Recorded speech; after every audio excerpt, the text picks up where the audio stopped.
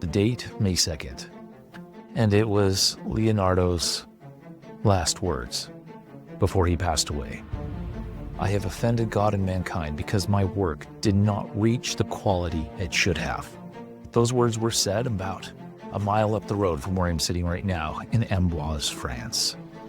Welcome to the Clayton Vance Podcast, where architecture tells the story of us. Here we explore the art and soul of architecture.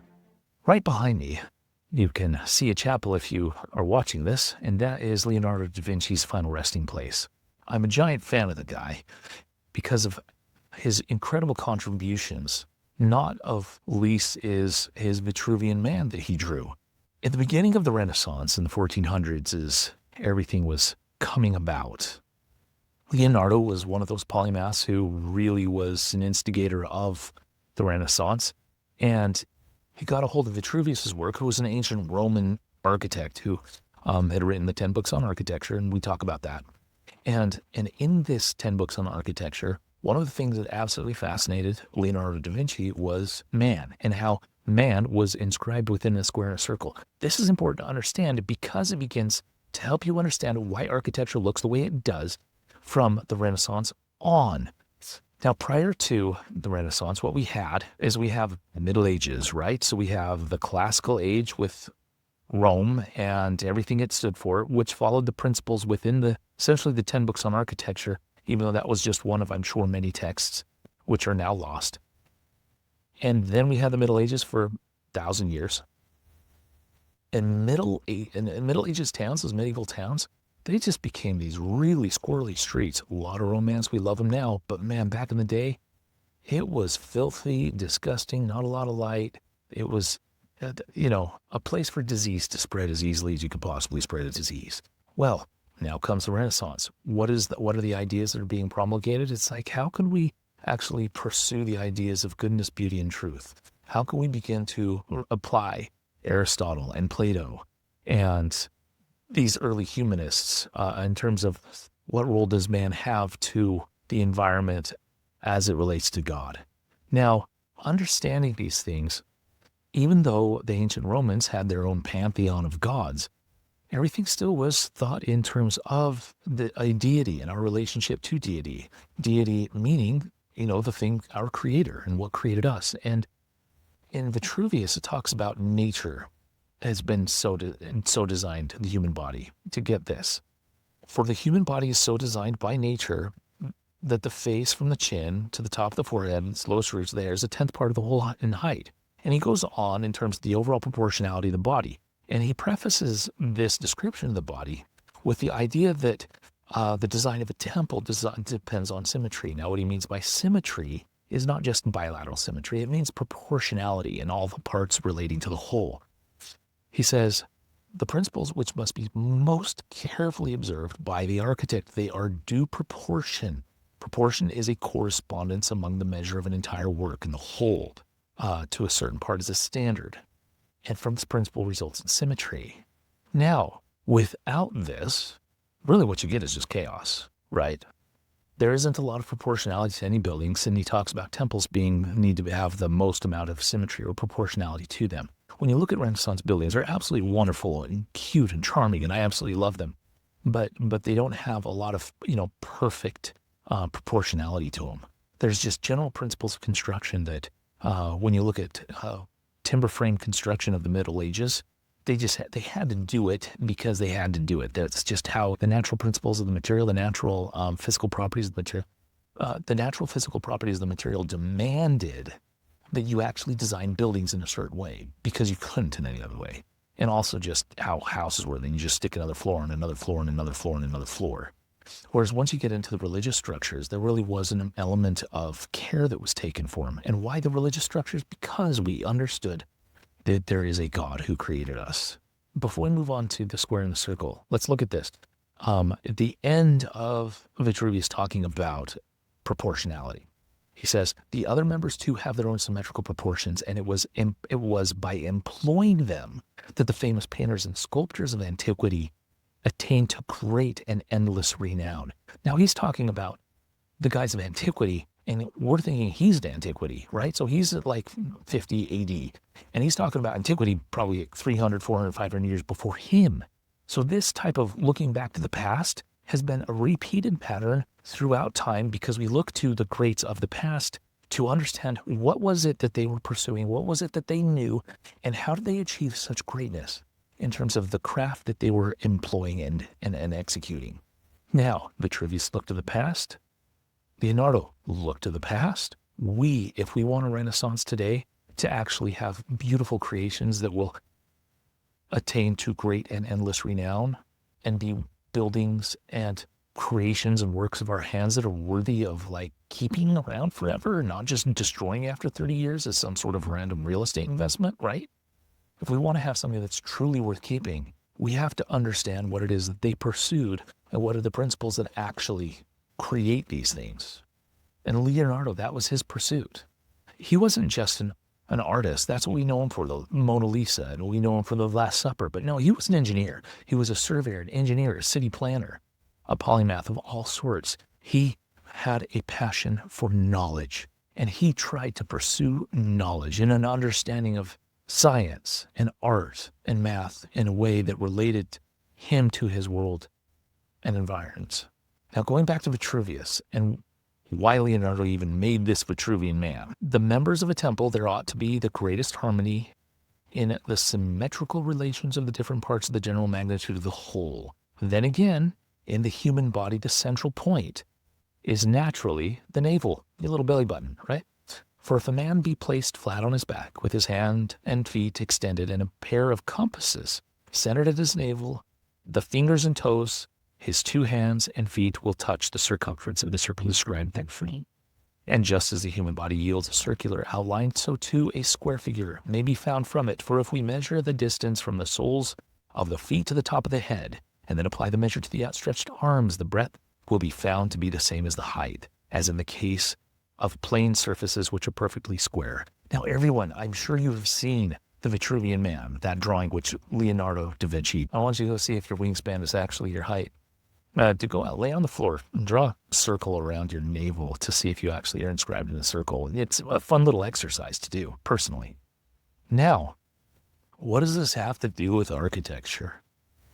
You can see that the premise of the entire idea of symmetry, which once again doesn't have to do with bilateral symmetry, but just the proportionality of all of the members and how they all relate to the whole, has everything to do with the foundational principles that go back to nature. Nature has so composed mankind in this way. Now, in understanding the framework, how people began to see the world back in the day, I think it's pretty important to have an idea that the creation story or creation myth, as some people call it, and was it exactly how the world was created scientifically? We know no. But was it how everyone understood the relationship to God and the order? Yes. And it's very significant to understand the creation story in a proper way. I'm going to do a very just basic job. But if you want to go into further depth of its symbolism and everything else, Jonathan Pageau, shout out to you, man. I love your stuff. I think he does an exceptional job describing how the creation story really began to help mankind understand how to compose Christian churches. Now, when you look at the story, you have the separation of the light and the dark, and you have the separation of water and the earth. When you separate these things, earth, water, it's just chaos. It's still just chaos. When you look at those things, there's a lot of order to it. Water doesn't have any form, really. And then once you get to the molecular level, that is where you actually find the order within earth and within water. Now, what's interesting is the next part of creation, the plants. What do plants have? Plants now have been introduced a top and a bottom. And what do they grow towards? They grow towards the light. The light is up, the dark is down. The earth is the foundation, right? And the plants grow up towards the light. That is symbolic of the light. And when you look at these old churches and domes, symbolic of the sky, the firmament around, the earth or the heavens, and that circle has always been representative of the divine, of God. The square has always been representative of the earth. And going from a square to a circle or a dome is absolutely significant within the symbolic religious context. And understanding that also creates an objective level of beauty that's embedded within the buildings within the Renaissance, especially within the churches and other important buildings. Now, when you begin to continue to look at this creation story, you now have tops and bottoms, but when you look at it, everything is patterned after itself, right? Each tree and everything is made after its kind, and it reproduces after its kind through reproduction. Those reproductive aspects of plants are the flowers. Within the flowers, that's where you find your perfect geometries. It's absolutely beautiful. You find your brighter colors, your perfect geometries, and it doesn't last very long throughout the season, right? And so there's something ephemeral about and delicate about the idea of the flower and that reproduction within the plant kingdom, where nature has so composed it to put its beauty within it. And it's not the whole plant, it's not the whole thing, but it lasts just for a short period of time. And it is the brightest and most attractive aspect of the plant. Because the rest of it, when you're talking about greens and browns, those are the rest of the season, and they are very background colors, very muted, very earth tone background colors, but the bright colors of the flowers, boom, they pop. They're objective beauty in their season. Now, that has to do with proportionality too, but when we move up the scale of the hierarchy of form, we go into the next day of creation, which is the animals. And the animals have tops and bottoms just like plants do, but what else do they have? They also have fronts and backs. When we look at a building, the composition of a building, we have a front and a back. That's how it needs to be, and we have a top and a bottom. And so when you begin to compose buildings in the order of that, the next order of creation, it is something of the divine.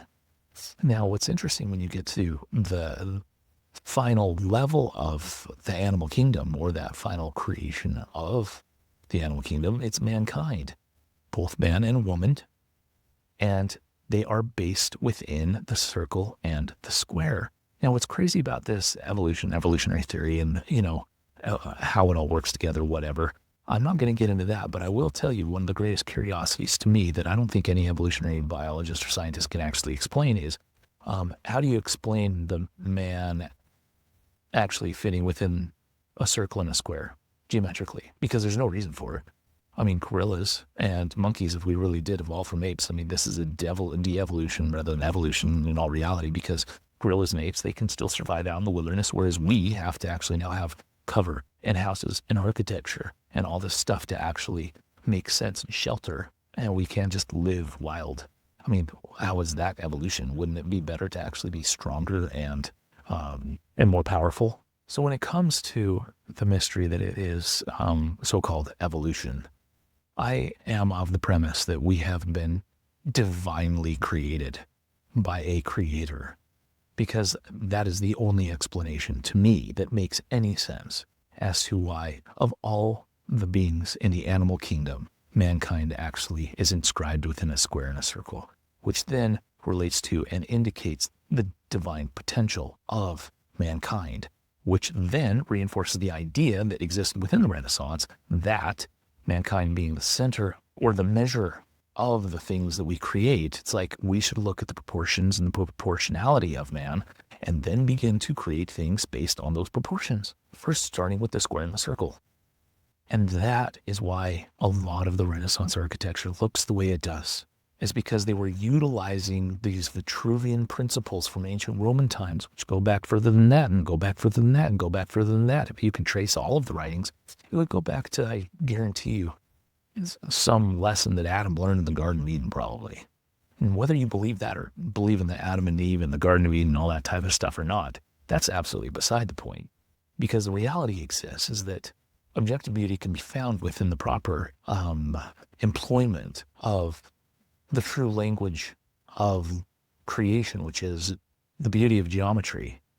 And when you employ that within architecture properly, within order, and you do it where you have lines and proportionality of parts and pieces that relate to each other, as animals do, as humans do, as plants do, look at one of the things in almost all traditional architecture, where when you begin to have organic elements, it isn't the entire form of a building. It exists within a framed element. And within that framed element, that's where you begin to introduce any sort of organic form or shape. It exists within geometry. It exists within the frame. And that window, the reasons they're vertically proportioned, why is that? It frames a human being. Now, all that being said, to begin to understand like the language of traditional architecture and why the world looks the way it does, I think the statement from Leonardo da Vinci really is very important, where he said, "I have offended God and mankind because my work did not reach the quality it should have." Now, if we look at that and break that sentence down, how many of us actually have a vision where we're actually trying to make sure we don't offend God, so that our work, that whatever we do, whatever our pursuit is worthy? That's what they were pursuing. The quality of our work, the quality of our building, the quality of our craftsmanship, the quality of our architecture, the quality of our investing. What do we invest in? Our legacy, what are we leaving? That really becomes the question. That, when I went to this chateau where Leonardo spent his final few years, I was inspired. I got chills every room I went in, because I'm like, here was a guy who did everything he could to be the best he could at everything he did. And it's that type of passion, that type of humility, in all honesty, of understanding that, dude, we don't know anything. And we're looking to the past to try to learn from the past, especially when it comes to things that are beautiful. Because the opposite, just today, I went to the Chateau de Chaumont, I think it was what it was called. And they had this modern art installation inside of the chateau that was completely discontinuous with what the chateau was all about. And then afterwards, we went to the Chateau Chonoisau, I think, or I don't know how to pronounce it, some really nice one. And all of the paintings there, the art exhibit, was actual Renaissance paintings. It was in harmony. And so the whole thing was in harmony. It felt in harmony. It wasn't offensive to the soul. Whereas we went to this modern art installation in this traditional building, the juxtaposition was too great. It felt weird. It felt off. And that's that modern and tradition just clashing all the time. And that's what this whole thing is about, is where do these things two meet? How do we balance the two? And how do we actually bring beauty back into modern creations? I'm telling you, modern art school today, I mean, and architecture school for that matter, is almost worthless in all reality, because we are not studying Vitruvius. We aren't studying the ancients. We aren't really looking at, okay, what really makes things objectively beautiful? We don't build anything that we want to pass on anymore. Why? Because we don't care about God and we don't care about mankind. So unlike Leonardo, I've offended God and mankind because my work did not reach the quality it should have. Oh, we don't care because if there's no God and we don't care what mankind thinks and all we're trying to do is just push the envelope, then it really becomes something so unbelievably selfish that is an expression of self rather than a divine pursuit of truth, and something that is more real than facts, something greater than reality, but things as they really are. And that becomes the ultimate pursuit, which is truth. And when we do that, that's when we're truly creating something great. That's when we're creating worthy works of art. And that's what all of us should be pursuing. That's what schools should be teaching, but they don't. And I don't know why. So that's my challenge to everyone out there right now at the end of this podcast, is reach for something that is objectively beautiful. And if you sincerely believe that truth is, or beauty is in the eye of the beholder, that's my first challenge. Go figure out if it really is or not. Because it is not. There are things that are objectively beautiful and things that are more beautiful than other things. There is a hierarchy to this world, and it's not just all subjective. It's not just how I feel. It's just not my emotions. The idea is that we should be in pursuit of that which is true, of that which is good, and of that which is beautiful. Even if right now I'd rather listen to Motley Crue than listen to Bach. I ought to pursue my life so that I can live in a way that I can appreciate the masterpieces of Handel and Mozart and Bach and those other greats, even though I still might like a little bit of metal every now and then. So in the end, in those words of Vitruvius, it appears that the ancients had good reason for their rule, that in perfect buildings, the different members must be in exact symmetrical relation to the whole general scheme. There is something about the order of proportionality within created and made things that lent itself to some level of objective beauty, that when we see it and participate and interact with those objects, that we have a connection, an inherent connection. And may we create things and make this world a more beautiful place. Thank you for joining, and we'll see you next time.